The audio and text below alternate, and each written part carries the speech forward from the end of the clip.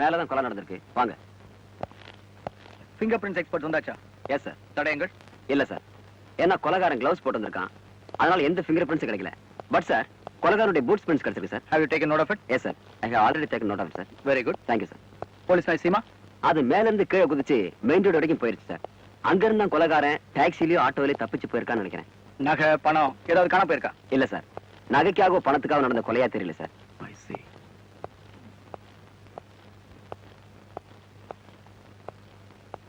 Constable,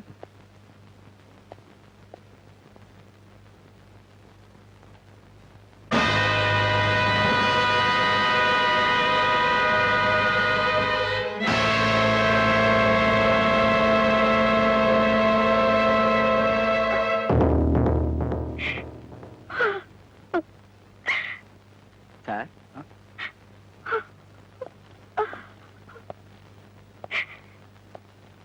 இவங்க தான் doctor Lakshmi. இறந்து போனது எங்களோட அத்தை தான் sir. I am sorry madam, உங்ககிட்ட தனியா சில கேள்விகள் கேட்கணும். கொஞ்சம் இப்படி வரீங்களா?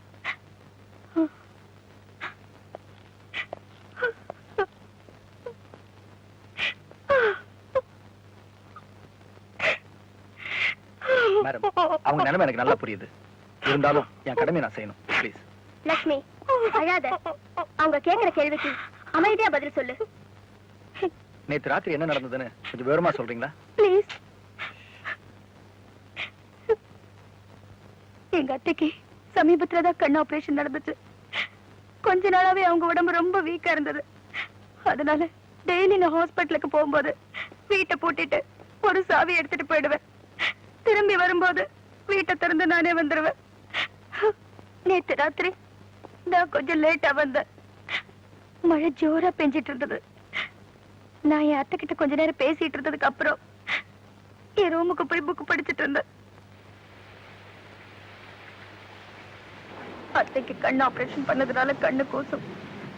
அதனால நான் லைட் ஆஃப் பண்ணிட்டு கீழே வந்தேன். அத்தை, வாங்க வந்து ரூம்ல படுங்க.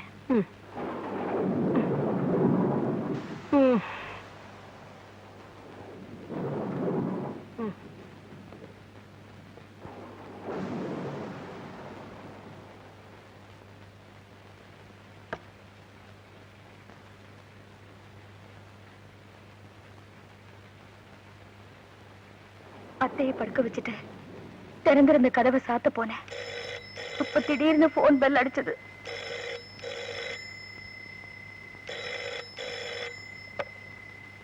ஒரு சீரியஸ் கேஸ் விஷயமா என்கிட்ட கன்சல்ட் பண்றதுக்காக ஹாஸ்பிட்டல்ல இருந்து நர்ஸ் எனக்கு போன் பண்ணிருந்தாங்க. நான் பேசிக்கிட்டு இருந்தேன். அப்போ திடீர்னு மாடியில இருந்து சத்தம் கேட்டுச்சு.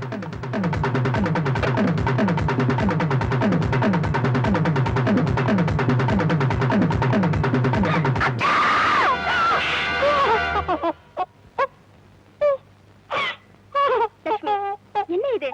Please control yourself. மேடம், உங்க சொந்த பந்தங்களை பத்தி கொஞ்சம் சொல்ல முடியுமா? சின்ன வயசுலயே நான் அப்பா அம்மாவை இழந்துட்டேன்.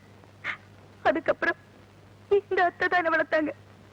அவங்க துரதிஷ்டம் கொஞ்ச நாள்லயே புருஷனையும் பறி கொடுத்துட்டாங்க.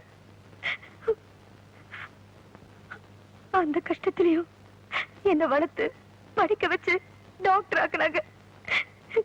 4 வருஷத்துக்கு முன்னாலதான் பூர்வீக சொத்தெல்லாம் வித்துட்டு மெட்ராஸ்க்கு வந்தோம். அப்ப வாங்கினதுதான் இந்த வீடு. இப்ப கூட என் கல்யாணத்துக்கு மாப்பிள்ளை பார்த்துட்டு இருந்தாங்க.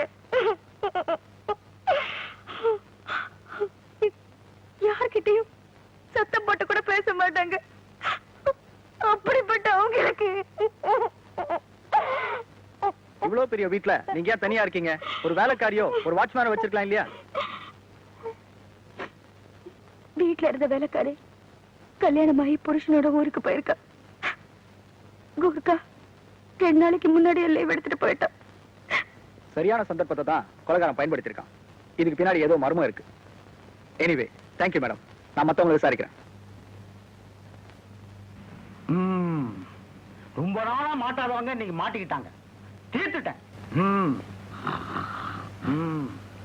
ராத்திரி ஏதோ வெட்டி முடிச்ச மாதிரி தூக்கம். வேலை இல்லாதப்பவே இந்த லட்சணம். இன்னும் வேலைக்கு போயிட்டா கிழிஞ்சிரும். டேய், ஒரு வீட்டுக்காரன் வந்திருக்கானேன்னு ஒரு மரியாதை உண்டா? டேய், ஏந்திரா. ஏந்திரா.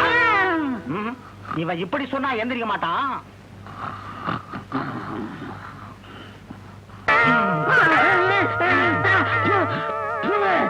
ஓ மை காட், என்ன வீட்டுக்குள்ள மழை பெய்யுது? இந்த வீட்டுக்கார பையன் ஓட்ட விடா கட்டி வச்சிருக்கான். வீட்டுக்கார பயலா? எப்ப வந்தீங்க? ஏண்டா சொல்ல மாட்டேன். எங்கடா அவன் கூட்டாளி? என்னது குஞ்சுடுவியா? இல்லங்க, இதுக்கு போயிருக்காருங்க. அங்கே என்னப்பா? வந்துச்சு போயிருக்காரு. போயிருக்கானா? என்னது போய்கிட்டு இருக்காரு. போயிட்டு இருக்காரா? அம்மா, வீட்டுக்காரன் பாத்ரூமா கட்டி வச்சிருக்கான். உள்ளேயும் போக முடியல, வெளியும் போக முடியல. கதவுல ஒரு தாழ்பா போடக்கூடாது, கைத்த கட்டி வச்சிருக்கான். இப்படி புடிச்சிட்டு போறது என்னமோ குதிரையில போற மாதிரியே இருக்கு. ஏண்டா சொல்ல மாட்டீங்க? கண்ணாயிரா, இது யாரு? உன் ஃப்ரெண்டா? எங்கேயோ பார்த்த மாதிரியே இருக்கு. நான் தாண்டா இந்த வீட்டுக்காரன். மறந்து போச்சு. ஏண்டா மறக்க மாட்டீங்க? மாசம் மாசம் வாடகை கொடுத்திருந்தா என்ன பார்த்திருப்பீங்க. நீங்க தான் வாடகையே கொடுக்கறது இல்லையே. யோ, ரொம்ப பேசுனேன். ஏதாவது ஒரு நோட்டீஸ் கொடுத்து இந்த வீட்டை எங்க சொந்தமாக்கிடுவோம். அட பாவிகளா, ஏற்கனவே இந்த தெருவே நான் வச்சிருந்தேன். அவ்வளவு கேடு கேட்டவனா? இந்த தெருவில் இருக்க வீடெல்லாம் நான் வச்சிருந்தேன். உங்களை மாதிரி ஒவ்வொருத்தன் வந்து ஒவ்வொரு வீட்டையும் சொந்தமாக்கிக்கிட்டான். இந்த ஒரு வீடு தான்டா எனக்கு மிச்சமாயிருக்கு. நான் வாடகை வீட்டுல இருக்கேன்டா. அந்த வாடகை கொடுக்கறதுக்காக பணம் கொடுக்கறா.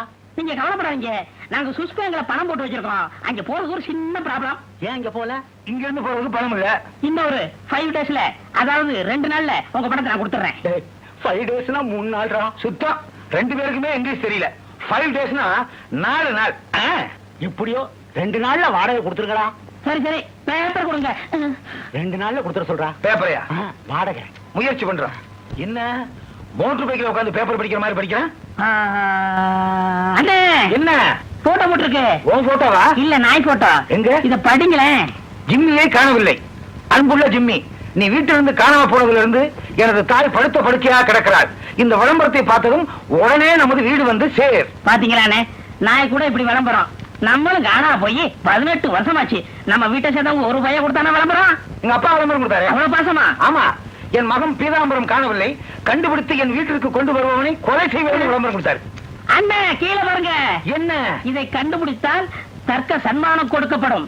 இந்த நாயை கண்டுபிடிச்சா தர்க்க சன்மானம் கொடுப்பாங்கல்ல? அட போடா, இது எங்கே தேடி எங்கே கண்டுபிடிக்கிறது?